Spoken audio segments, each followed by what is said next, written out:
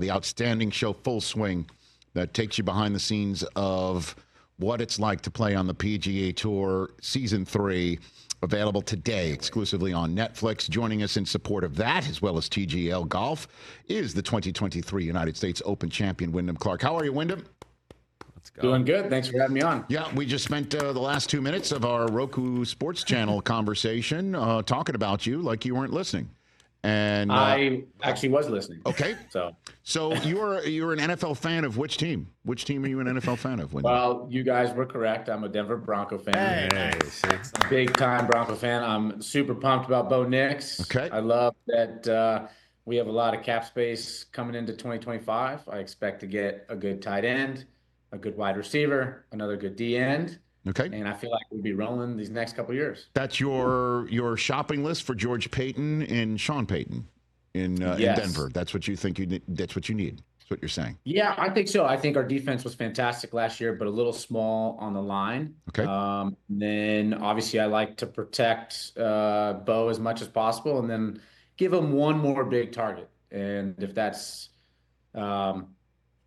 another, if it's a slot or if it's a really good tight end, I just feel like if we had one more good target, that would really help our offense. Well, the mock drafts, Wyndham, have a lot of Colston Loveland, the tight end out of Michigan, and I'm a Wolverine, and I can tell you that if you wind up with him, you can check that tight end box significantly. That would be an outstanding choice for your Broncos. But getting maybe like the Alvin Kamara for this system, you know what I mean? Like that would be the guy also. That would be highly helpful for the Sean Payton. Yeah, it's so funny. All my friends talk about that we need a running back, and no dock on any running back. But unless you're, Christian McCaffrey or Saquon Barkley, I mean, I feel like you just kind of plug and play. And if you have a good offensive line, you try to go get 75 to 90 yards a game, and then it opens up the passing game. So I don't want to put too much into getting a running back. I'd rather have an amazing tight end, great wide receiver core, and then keep building up that defense line. Interesting you choose Christian McCaffrey, Wyndham, not just for his prowess at the position, but is it true you were 2 years in front of him in high school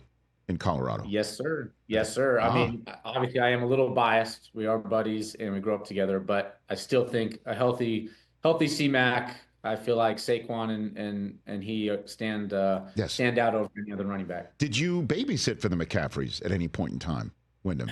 Did that happen? I never babysat for him. No, but I did spend a lot of time hanging out with them. And, Max, his older brother that is now part of the Miami Dolphins organization, he and I graduated together. We're still good buddies. So I stay in touch with their family, and it's fun to see their career. And, now Luke having an awesome rookie year and almost making it to the Super Bowl is pretty cool. It's kind of funny. There was a whole hoo-ha a few months ago about NBA players think they could play in the NFL, and then NFL players were kind of clapping back saying, we could play in the NBA and things like that. But I think there's a lot of NFL players that think that if they worked on their game, they could join the tour with folks like you, Wyndham. I wonder what your opinion is on the best golf playing NFL player you've heard of, played with, know of. I give you the floor on that. I totally agree with him. That's like me saying I could be starting left tackle for Denver Broncos.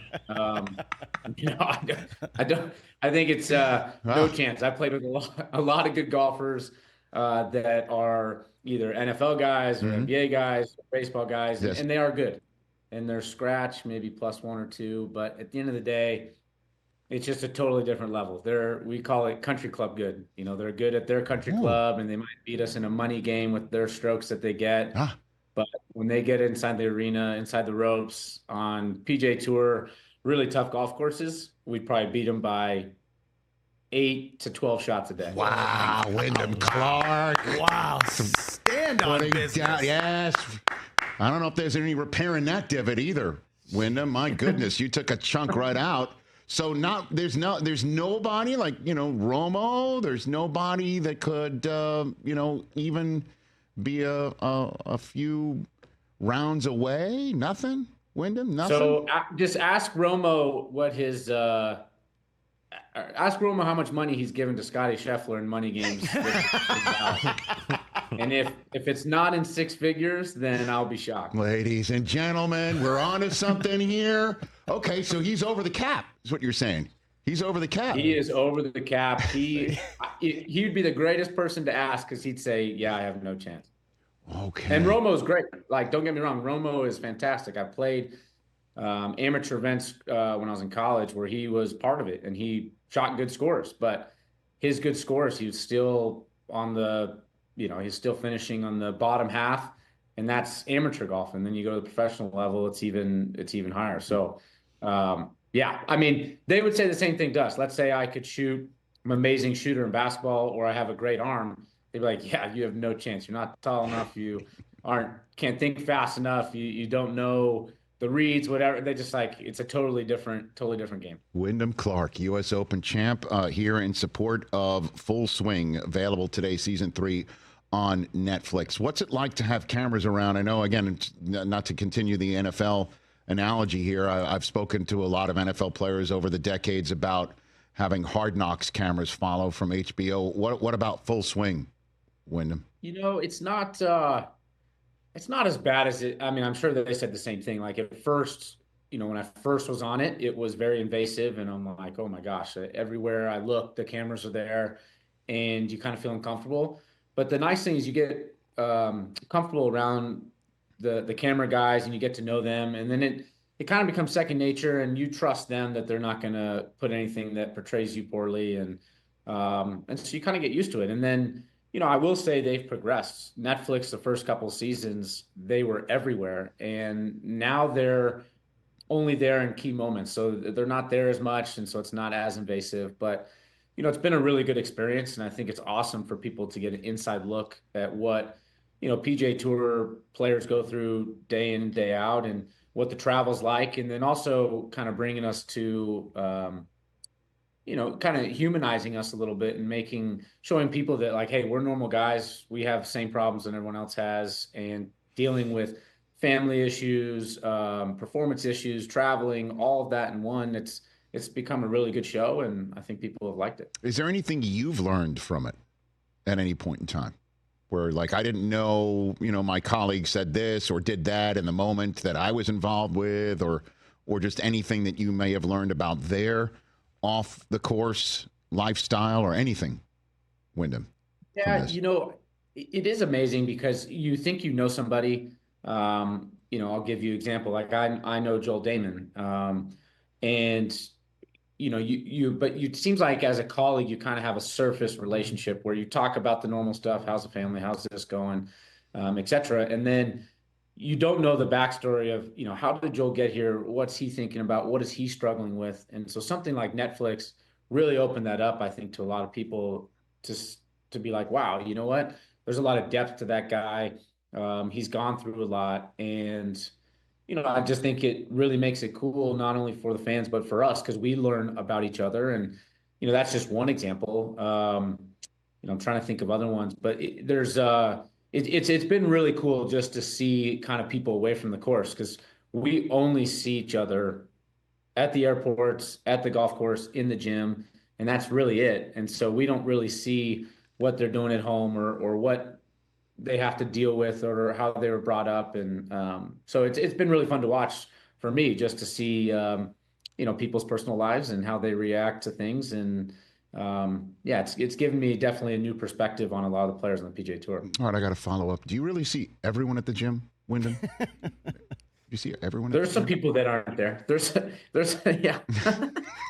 Hey, I know there's a stigma golfers aren't that athletic. It is getting more athletic these days. Okay.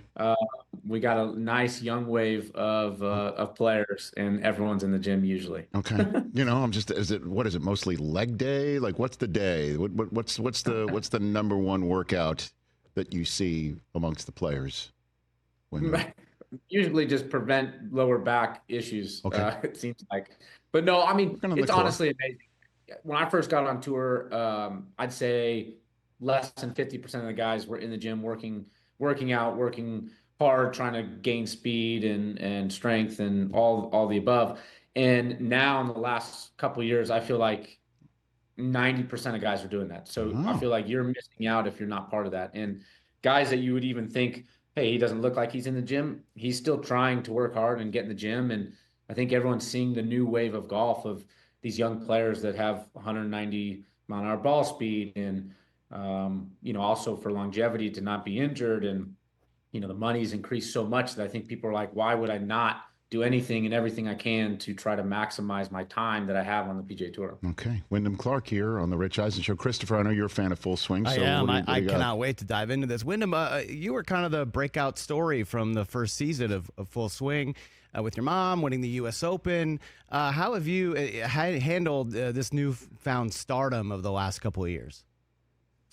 Well, I will say it's something that you dream of being a professional golfer, a major champion, and one of the top players in the world, but you don't necessarily dream about maybe the stardom and going to restaurants and being recognized and taking pictures and signing autographs for kids. You don't really think about that, and it's been a nice change, but also there's some negatives to it, but. I wouldn't change it for anything. I've been so blessed, and I've had an amazing career thus far, and I'm hoping it continues to be great. But Full Swing has really helped kind of share my story, which is important to me, and sharing kind of my purpose for playing and the Play Big Foundation and playing for my mom, and so it's really made, I think, open people's eyes to what, there's more to these golfers. There's more to me than just trying to play good and win tournaments and make money. It's, hey, we have a huge purpose and to give back and help people. So it's been an awesome road, and I'm just hoping this is the start of an amazing career, and hopefully I'm doing more things like this with you guys, every year, because something cool is happening. Well, this is hopefully the first of many times with you, Wyndham Clark. That's for sure, right here on the Rich Eisen Show. Before I let you go, you got a good hole-in-one story, whether an ace you came up with, or you witnessed one, or anything like that? What do you got? Yeah, I would say I've got a handful. I feel like I'm everyone's good luck Chuck, if you will, a good luck Dub. Everyone seems to make hole-in-ones around me, but my best hole-in-one story was probably my first hole-in-one. I was 6 years old. I was playing at Keystone Ranch Golf Club, 12th hole, 125 yards. I hit a driver. And I had a bet that day with my dad that if I made an eagle on any hole, I'd get a PlayStation. And at that point, I'd never made a birdie. And so my dad's like, yeah, there's no way he's going to make an eagle. I don't have to get him a PlayStation. Sure enough, I make a hole-in-one. And I celebrate because I get the PlayStation. He celebrates because I got the hole-in-one. And so that's probably my best, hole-in-one story. Yeah, it's probably my first one. That's called a win-win. It's a win-win. And what was your game on PlayStation? What was the first game that you got? Like, what were you doing on that PlayStation? I was a huge Madden guy and a huge NHL guy. So I loved those two games the most. Trying to think of anything else. Yeah, early on it was all the sports games, depending on the season. If it was basketball season, I'm playing the NBA game. Football season, it's Madden, and then hockey season, and then even Tiger Woods. I played Tiger Woods 2000 so many times. And then I'm sure, what was your first round with Tiger? The actual Tiger, Wyndham? What was that one? I've never played a competitive round with Tiger Woods. Get out of here. And so tonight, by the way, I got to give a shout out. Please, to TGL. Go for it. The TGL, yeah. I was supposed to, we're playing Jupiter Links, and Tiger is supposed to play, and I'm all excited. I get my chance to finally play a competitive round with Tiger Woods, and he bailed on us. So I'm heartbroken. I hope he hears this. So hopefully, you're undefeated, Wyndham. He hears the footsteps. He hears the footsteps. Right? You're having your moments. moments. I think that's what it was. He heard the footsteps. I like that. For sure. And is it an adjustment to play, TGL? And if so, how long does it take to play that and get used to playing this format, Wyndham? Well, it definitely took, I think for everyone, it took a little bit of time. The ball doesn't quite curve as much, I'd say, as real golf. And I don't know if that's because we don't have any wind in there, right, or if it, it's just it just doesn't curve as much. And then, obviously the green and some of the chipping stuff takes a little while, but I think for everyone, it was about a couple hours or one simulation match. And then you kind of got used to it.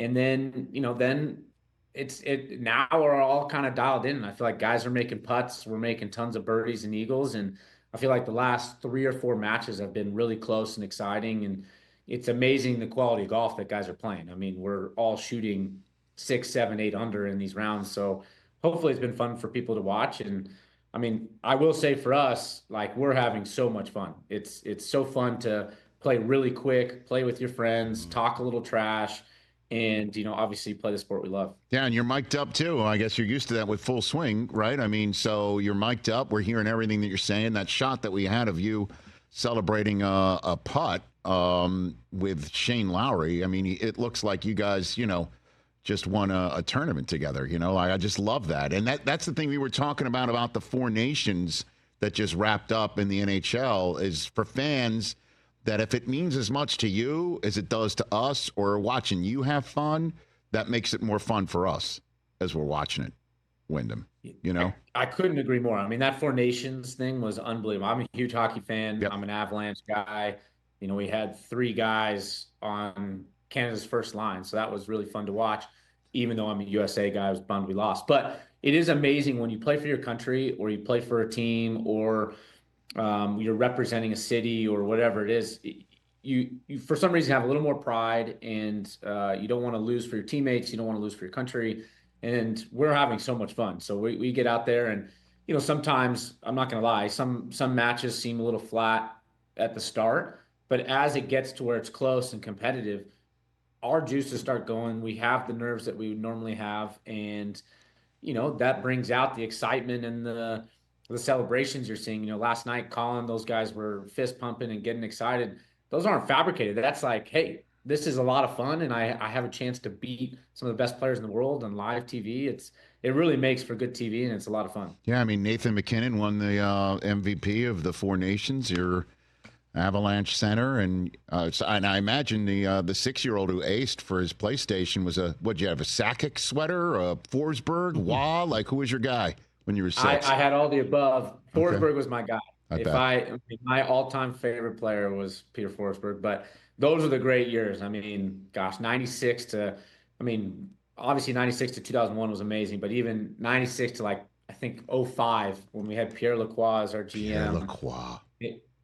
We were just good every year. When we got Teemu Selanne and Paul Kariya and Dead Marsh and these guys after the Stanley Cup, it was so fun to watch.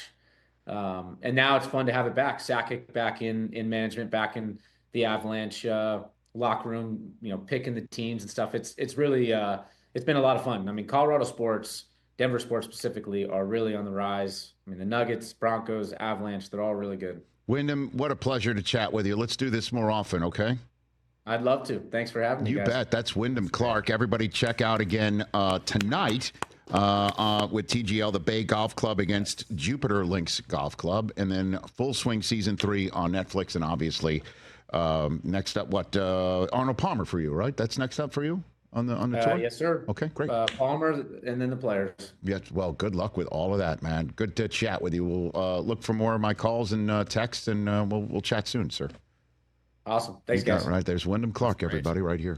Catch the Rich Eisen Show every single day on the Roku channel, 12 to 3 Eastern, for free.